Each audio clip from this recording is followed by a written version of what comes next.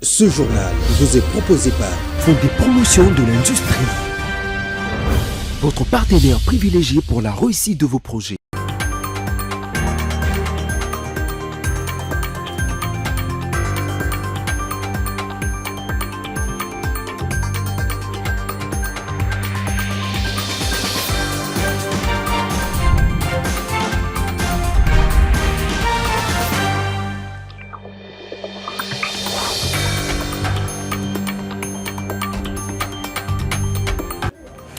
Très heureuse de vous retrouver ce soir dans les cadres de cette édition d'APIC Télévision. Tout de suite, on prend les titres. Les progrès annoncés par l'État du Qatar dans les cadres de pourparlers facilités à Doha entre le gouvernement de la RDC et l'AFC M23 ont été salués par la MONUSCO. La mission onusienne réitère son engagement à soutenir les efforts visant à réduire la violence. Le monde entier commémore la journée contre les cancers. C'est mercredi 4 février. On met les curseurs dans ces journaux sur les cancers de la peau dont on n'entend presque pas parler.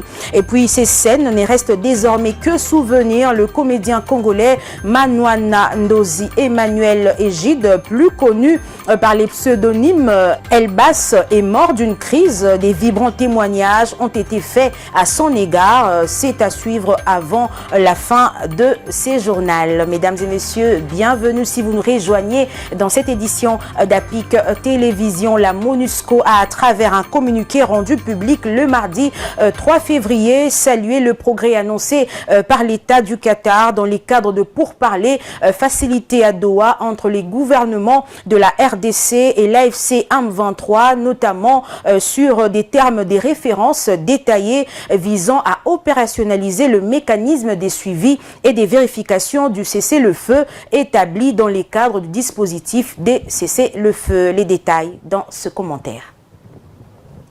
Tout en réitérant son appel à la cessation des hostilités, la MONUSCO rappelle que conformément à la résolution 2808 de 2025 du Conseil de sécurité, elle est explicitement autorisée à appuyer la mise en œuvre d'un cessez-le-feu permanent, notamment par sa participation et la fourniture d'un appui technique et logistique à la conférence internationale sur la région de Grand Lac CIRGL dans le cadre du mécanisme conjoint de vérification élargie plus. La mission salue l'engagement constant de l'État du Qatar, des États-Unis, de l'Union africaine et de son médiateur de la communauté d'Afrique de l'Est, de la communauté de développement de l'Afrique australe, ainsi que de la conférence internationale sur la région de Grand Lac CIRGL. Elle les encourage à maintenir et à renforcer leur soutien aux efforts de paix et de sécurité dans l'Est de la RDC. Conformément à son mandat, la MONUSCO a renforcé sa préparation interne afin d'appuyer l'architecture de suivi et de vérification du cessez-le-feu de manière progressive et adaptée. La MONUSCO se tient prête à appuyer un mécanisme de suivi et de vérification du cessez-le-feu crédible dans les limites de son mandat définies par le Conseil de sécurité et dans le plein respect de la souveraineté de la RDC. De ces faits, la MONUSCO continuera d'engager de manière constructive les parties prenantes concernées au sein de l'architecture des cessez-le-feu établis et de communiquer en toute transparence sur la portée et les modalités de son appui, a déclaré la représentante spéciale du secrétaire général par intérim et chef par intérim de la MONUSCO. La MONUSCO réitère son engagement à soutenir les efforts visant à réduire la violence, à protéger les civils et à créer les conditions d'une solution politique durable dans l'Est de la RDC. Dialogue national inclusif autour de vraies questions en République démocratique du Congo. Les choses semblent se préciser sur la convocation imminente de ces rendez-vous des Congolais. Mais les conditions posées récemment par le président de la République, Félix-Antoine Tshisekedi Tshilombo, devant les diplomates accrédités en RDC, suscitent des réactions au sein de l'opinion publique. Si, pour l'Union sacrée, les mots d'ordre du président de la République doivent être scrupuleusement respectée en ce qui concerne les rebelles. L'opposition, par contre, critique sans remords la position du pouvoir en place qui, selon eux, ne semble pas donner la voie à l'inclusivité. Maître Merveille Mouteba et Shadrach Moupata, respectivement secrétaire administratif du parti politique Pépite d'État et cadre du parti MSR, sont ici au micro de Cédric Bachala et Glody Maïmba. L'inclusivité du dialogue et de l'ensemble de la classe politique commence d'abord par la reconnaissance et la participation de l'opposition politique. Effectivement, nous allons dialoguer avec l'opposition politique, la société civile et la majorité présidentielle ou la majorité au pouvoir. Je ne trouve pas qu'il y aurait quelqu'un ou des personnalités politiques qui sont mises à l'écart ou mises de côté pour ne pas participer au dialogue. Dès lors qu'il y a l'opposition politique, nous allons effectivement dialoguer avec cette opposition. Mais à condition que ça ne soit pas une opposition, d'abord qu'il n'existe pas, soi-disant, une opposition armée. Il n'existe pas d'opposition armée, mais plutôt il existe des rebelles qui se sont effectivement ligués contre la République, contre nos populations. Et aujourd'hui, nos populations passent par des moments de difficultés, de souffrances. Nos populations sont meurtries. Chasse à la sorcière, je ne pense pas. Parce que nous avons plutôt des rebelles, parce qu'aujourd'hui, notre pays, notre armée fait face au phénomène des mixages et des brassages. Tout ça, c'est dû aux rebelles qui, hier, ont dirigé, ils ont été dans des portefeuilles de la République, mais ils se sont, par des intérêts égoïstes et personnels, ils se sont rebellés contre la République. Et ce n'est pas ces modèles-là, ce n'est pas cet exemple-là que nous devons donner aux générations futures. Bon, moi, je pense que même en droit, il y a toujours des exceptions. Il y a toujours des exceptions. Pour des personnes qui ont tué dans l'Est. Non, vous savez, c'est dans une guerre des gens qui ont tué, mais pour qu'il y ait quand même une solution, moi je pense qu'il y a certaines choses qu'on doit un peu mettre à côté pour résoudre les problèmes. Parce que jusqu'à aujourd'hui, les rebelles continuent toujours à exploiter nos minéraux. Bon, moi je pense que avoir un médiateur qui vient du gouvernement, qui vient d'une institution, ce n'est pas du tout une bonne idée. Parce que déjà, les gens qui nous gèrent à présent, ils nous ont déjà démontré comment est-ce qu'ils ont cette difficulté de bien gérer les institutions. Et je ne pense pas aussi qu'ils le feront aussi mieux aussi. Je pense qu'on doit avoir des gens qui vont nous diriger par rapport à cela, que ce soit les prêtres. La modernisation de la voirie urbaine à Kinshasa a donné lieu à un débat passionnant, les bétons durables ou l'asphalte. Deux philosophies s'opposent, chacune avec ses avantages et ses inconvénients, mais qu'en pensent les usagers? Les appréciations vont au sens contraire quant à l'action pneumatique. Reportage Roland Mukasa et Géraldine Goma.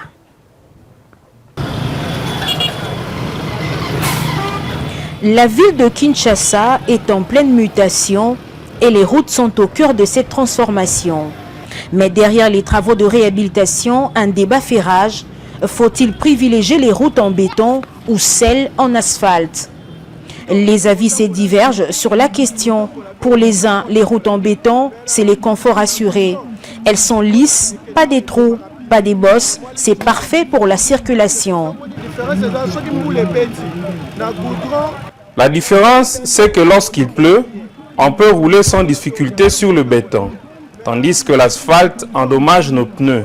C'est pourquoi, en cas de pluie, nous réduisons toujours notre vitesse lorsque nous circulons sur l'asphalte. Et pour les autres, les routes en béton sont trop glissantes, surtout quand il pleut. Les routes en asphalte, c'est plus sûr. On a plus de grippe. Le béton endommage nos pneus, contrairement à l'asphalte. Sur le béton, l'action de freiner est également un peu compliquée. Les routes en béton sont réputées pour leur durabilité, mais elles sont également plus coûteuses à construire et à entretenir. Les routes en asphalte, quant à elles, sont moins chères, mais nécessitent des réparations plus fréquentes. Les conforts des usagers est important, mais il ne faut pas oublier la durabilité des routes selon les normes en infrastructure routière. Il faut trouver un équilibre entre les deux pour que tout le monde gagne. Il appartient donc aux autorités de faire le bon choix pour l'avenir des Kinshasa. Faut-il privilégier les routes en béton pour leur durabilité ou les routes en asphalte pour leur coût moindre? La réponse n'est pas simple, mais une chose est sûre, les Kinois attendent des routes de qualité pour leur ville. Braquons maintenant nos projecteurs sur le projet de digitalisation du Fonds des promotions de l'industrie. Le directeur général Hervé Claude Ntumba Batukonke prend à bras les corps ces leviers importants. C'est dans ces cadres que ce qu'on appelle une formation des champions destinée aux utilisateurs clés a été lancée ce mercredi 4 février 2026 dans la salle Makutano à l'hôtel Sultani dans la commune de Lagombe. Reportage Cédric Bachala et Baker by le rêve. Jusqu'au 26 février, soit un mois au total, les agents et cadres du Fonds de promotion de l'industrie, FPI, dirigés des mains des maîtres par le directeur général Hervé Claude Ntumba Batukonke, seront outillés sur plusieurs modules par la SIGA, la seule équipe qui avait répondu favorablement à l'appel du FPI pour la formation de ses agents et cadres. L'objectif de cette formation donnée par la SIGA pour cette première phase est très pertinent, à en croire le directeur des systèmes d'information du FPI, Stéphane Chitende Kalomba. Nous venons de lancer la formation du nouveau système de gestion intégré du Fonds de promotion de l'industrie. Comme vous le savez, le directeur général a pris à bras le corps le projet de la digitalisation du FPI et il n'a ménagé aucun effort pour que ce processus arrive vraiment à son terme. Donc aujourd'hui, après les étapes des études, du développement et même des recettes et des tests, aujourd'hui venu le jour de la formation. La formation que nous avions lancée ce jour, c'est la formation de champions. Et nous pouvons aussi utiliser les utilisateurs clés. Ce sont ceux-là dans les directions respectives ainsi que dans nos entités provinciales pour pouvoir former l'ensemble de la population du Fonds de promotion de l'industrie sur cette nouvelle plateforme. L'objectif de cette formation, je dois vous dire, c'est pour répondre à la digitalisation du FPI, qui est l'un des objectifs qui s'est fixé à la direction générale du FPI. Cette formation, c'est le premier du genre. Il va prendre un mois jusqu'au 26 février pour certains modules liés aux dépenses, ainsi qu'à la prise en charge de ressources humaines, et ainsi que les immobilisations et la gestion de la TPI locale. La seconde phase interviendra au mois d'avril pour les autres process du FPI. Le directeur technique du SIGA et chef de cette formation, Sami Medini, a pour sa part donné l'importance de ces nouveaux logiciels de travail capables d'améliorer l'organisation et les méthodes du travail du FPI. Donc actuellement, je suis le chef de projet de cette mission qui durera un mois. L'objectif, c'est la formation sur le nouveau système d'information. Et on a comme objectif pour cette phase-là, c'est améliorer l'organisation et les méthodes de travail et approprier tous les utilisateurs d'un moyen de travail digital.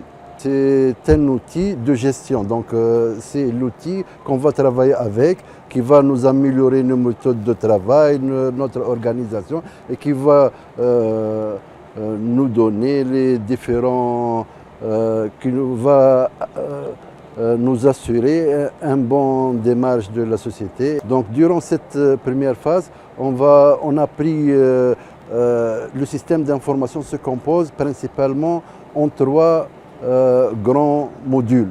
La partie finance et comptable, la partie ressources humaines et la partie métier, avec une autre partie transverse, tout ce qui est portail externe, tout ce qui est GED et tout ça. Donc on a pris quelques petits modules de chaque grand morceau. Devant leur nouveau matériel de travail, notamment des ordinateurs portables, les agents et cadres du FPI ont bénéficié des explications de la part de l'expert du SIGA sous une ambiance bon enfant. Depuis sa prise de fonctions le 11 août 2025, le directeur général du Fonds de promotion de l'industrie, FPI, Hervé Claude Ntumba Batukonke, ne ménage aucun effort pour accomplir aisément sa tâche, celle de promouvoir les petites et moyennes entreprises, PME, la production locale et les infrastructures par des financements.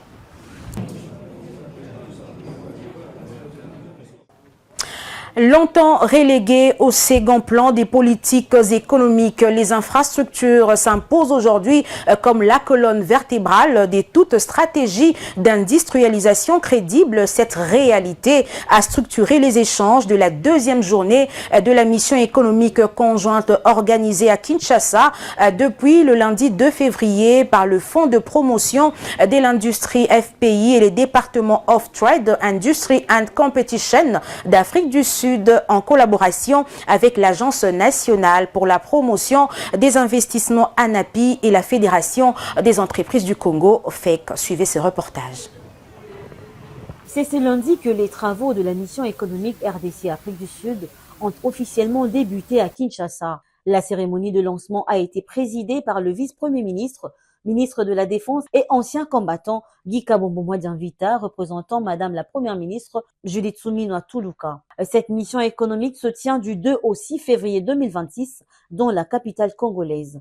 Ce forum constitue une rencontre stratégique dédiée à l'identification des opportunités d'affaires et d'investissement. Il est piloté conjointement par le Fonds de promotion de l'industrie et le Department of Trade, Industry and Competition d'Afrique du Sud en collaboration avec l'Agence nationale pour la promotion des investissements et la Fédération des entreprises du Congo. La délégation des investisseurs sud-africains est conduite par Park Stau, ministre du Commerce, de l'Industrie et de la Compétitivité, accompagné de Simfiwe Hamilton, directeur général du département sud-africain du Commerce, de l'Industrie et de la Concurrence. Pour le directeur général du FPI, Hervé Claude Ntumba Batukonke, cette initiative va bien au-delà d'un simple forum économique. Elle ouvre une nouvelle page de coopération entre la République démocratique du Congo et l'Afrique du Sud, fondée sur la transformation locale de matières premières, la création des chaînes de valeur, la création d'emplois et une prospérité partagée. À travers la mise en œuvre du document de politique et de stratégie industrielle, du plan directeur d'industrialisation et du plan national stratégique de développement, la RDC affirme une vision de devenir un pays de production, de transformation et d'innovation et non plus un simple exportateur de matières premières brutes.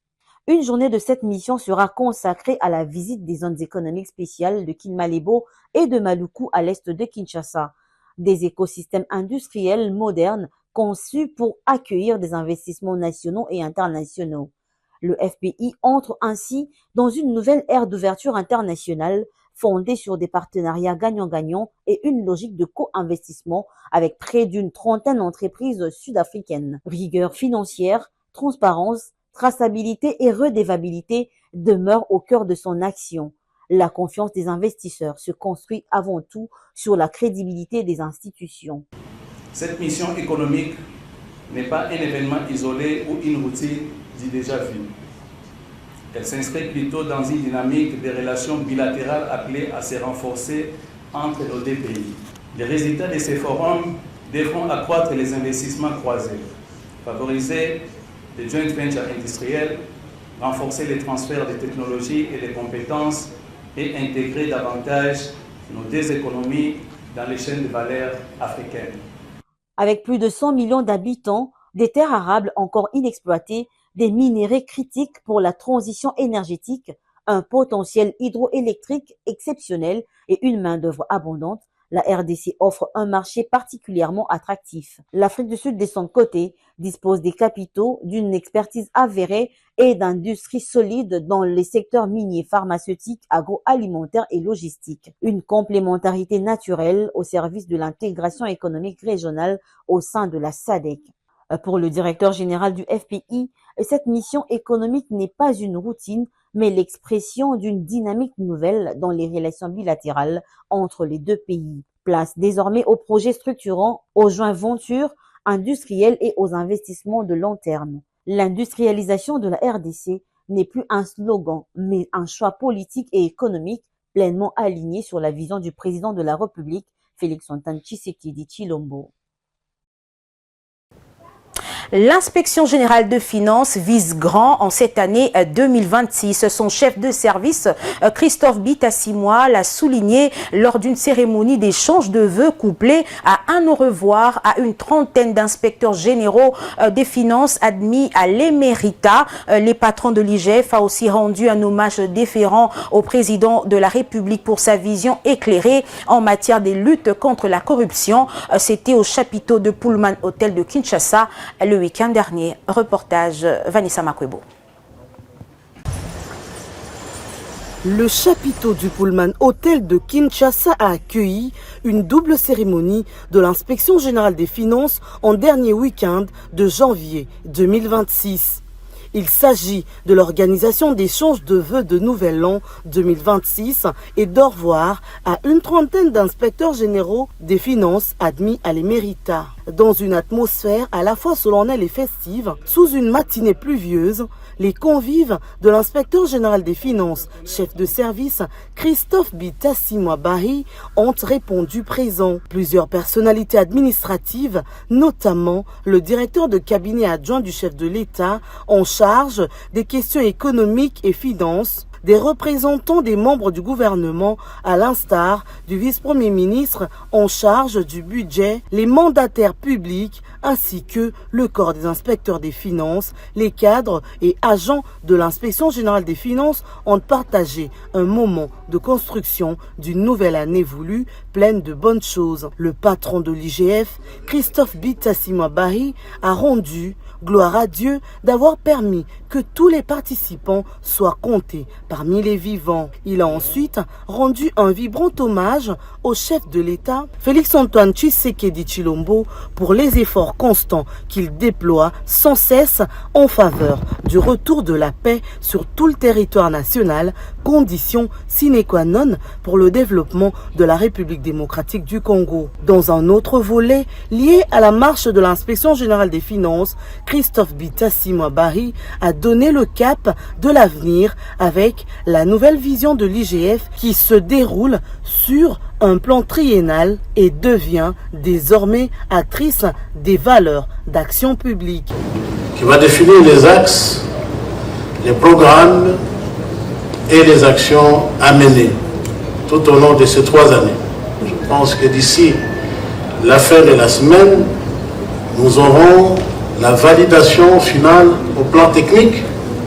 Une fois validé au niveau politique et administratif, va être mise en œuvre. Sa mise en œuvre va nous permettre de quitter et d'émigrer d'une culture d'action vers une culture de performance. L'échange de vœux pour l'an 2026 a connu un moment chargé d'émotions. Il s'agit des hommages rendus aux inspecteurs généraux des finances admis récemment à l'éméritat par ordonnance présidentielle. Et puis, en marge de la journée internationale contre les cancers, la lutte contre cette maladie demeure un très grand problème de santé en République démocratique du Congo. Selon les chiffres, la RDC a enregistré 38 857 décès liés au cas de cancer en 2020. Ce qui est alarmant, les cancers de la peau est l'un des types de cancers les plus courants en RDC. Selon le docteur Richard Lingili, les manques de connaissance du cancer et les mauvaises habitudes du quotidien en sont les principales causes. Les gens ne sont pas suffisamment informés sur les risques des cancers de la peau et ils ne prennent pas des précautions nécessaires pour se protéger, explique-t-il au micro de Roland Mukasa et Géraldine Goma. Le cancer, c'est une maladie qui est caractérisée par une multiplication abusive et contrôlée des cellules dans le corps humain. Nous parlons de deux sortes de tumeurs. Il y a les tumeurs qui est bénigne, c'est-à-dire qui ne cause pas la maladie. La cellule se tumifie, mais ça ne donne pas la maladie qui peut aller à conduire à la mort. Deuxième possibilité, on peut arriver à un tumeur qui est appelé le tumeur maligne. Et c'est ce tumeur-là qui est dangereux et qui peut causer le tort à une personne. Et au-delà de ça, nous pouvons aussi trouver les cancers de la peau, hein, qui est à partir de la peau, et ça peut se dégénérer pour conduire des difficultés à une autre personne. Par rapport à l'équibation, nous disons que ce n'est pas précis. Hein, donc, le cancer peut prendre beaucoup de temps dans l'organe d'une personne. Ça peut prendre une année et ça dépend de la fonctionnalité ou de l'immunité de la personne. Les causes sont multiples. Il y a l'exposition aux rayons soleil. Dans nos peaux ici, une substance qui nous protège contre les traversées des rayons soleil. Mais quand nous utilisons les produits comme nos jeunes veulent, les jeunes filles surtout, et il y a même des jeunes garçons, qui veulent se métamorphoser et changer cette peau en devenant claire, ils utilisent des produits avec des compositions d'hydroquinone. Et ces produits-là, d'hydroquinone, ça abîme ces substances-là. Nous avons un programme qui est chargé de la lutte contre les cancers dans notre pays. Ça existe.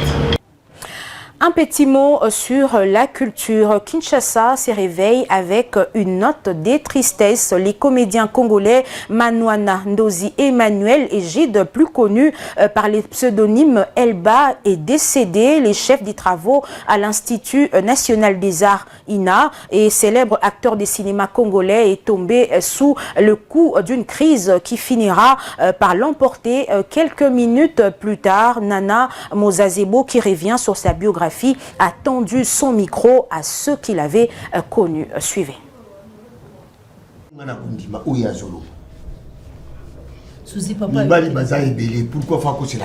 Manuana Ndozi Emmanuel Egide, plus connu sous le nom d'Elbas, était chef des travaux, enseignant d'interprétation dramatique, d'interprétation cinématographique et d'improvisation à l'Institut national des arts INA. Licencié en art, il avait comme spécialité la mise en scène. Comédien, acteur de cinéma et de séries télévisées, il était aussi un metteur en scène et critique de théâtre. Le désormais feu Elbas vient de nous quitter ce mardi 3 février 2026 de suite d'une crise à Kinshasa. Les témoignages de ceux qui l'ont connu révèlent un homme de théâtre de haut niveau et d'un talent remarquable. Bon, Elbas Manuana, c'est un jeune qui a terminé après moi, plusieurs années après moi, mais j'ai eu cette chance de travailler avec lui. C'était un grand comédien et surtout côté comique. Après ses études, parce que je dis, il a terminé après moi, après ses études, il a été retenu, je crois, à l'INA comme enseignant. C'est avec vraiment beaucoup de peine que nous rendons hommage à ce grand baobab du théâtre qui vient de nous quitter. En l'occurrence le maître Elbas Manuana. Moi, je l'ai connu avant même que je ne puisse venir à l'INA. Et il m'appelait même son sosie. Son décès vient relancer le débat sur les conditions de vie des artistes. Un SOS a été lancé aux autorités compétentes pour mettre ces opérateurs culturels dans les conditions requises. En tant qu'enseignant, même en tant qu'artiste, ou encore en tant que formateur, en tout cas moi je trouve qu'il n'a pas vraiment été bien récompensé. Par rapport à son talent, moi je me permets de dire, s'il faut remettre un trophée, ça devait être un droit. Nous comédiens, nous ne sommes pas bien récompensés. Après ici nous sommes engagés dans la compagnie Théâtre National, mais ceux-là qui sont indépendants souffrent. Il n'y a pas de production, il n'y a pas de festivals qui peuvent propulser les comédiens. Nous nous battons seuls, nous nous débrouillons. L'on se souvient encore de ses interventions dans les films et séries comme Cocaine Light, Pangiami, Comme c'est drôle, chez Coco saison 2 et dans le clip Malembe du groupe MPR. Ne me provoquez pas. Ça j'aime pas. Saisissez l'opportunité. Voulez-vous devenir journaliste professionnel en République démocratique du Congo ou encore partout ailleurs? C'est très simple, contactez le bureau de l'APIC. Pour la première fois en République démocratique du Congo, un centre qui forme les journalistes professionnels au standard international. Venez vite vous inscrire. L'Action pour la promotion de la presse indépendante au Congo, APIC, vous offre une opportunité pour votre avenir. L'APIC forme des journalistes sur la radio, la télévision et la presse écrite. Il s'agit d'une formation de très haut niveau professionnel, assurée par des professeurs d'université et par des journalistes étrangers. Avec cette formation accélérée que donne l'APIC, vous pouvez travailler comme journaliste partout à travers le monde, dans des pays francophones, anglophones, arabes et autres. À la fin de la formation, un stage professionnel est obligatoire. Surtout, vous qui n'êtes pas encore journaliste, venez à la hâte vous inscrire pour suivre cette formation de qualité supérieure. L'APIC est reconnu comme un haut lieu du savoir en journalisme, même aux États-Unis d'Amérique. Avec la formation de l'APIC, vous devenez journaliste professionnel. Cordial bienvenue. Mesdames et messieurs, nous sommes arrivés à la fin de cette édition d'APIC Télévision. Place au rappel de titres.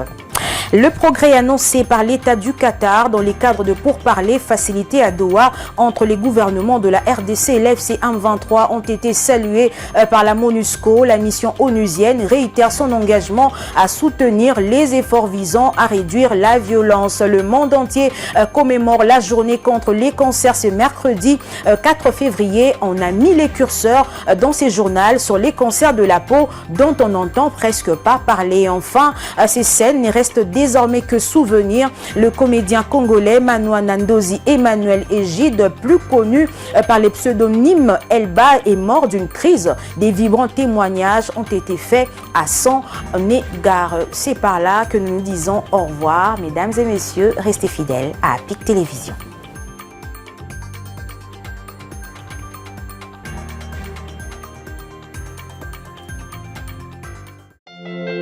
L'actualité en continu sur apic-tv.net. Ce journal vous a été proposé par Fonds des promotions de l'industrie, votre partenaire privilégié pour la réussite de vos projets.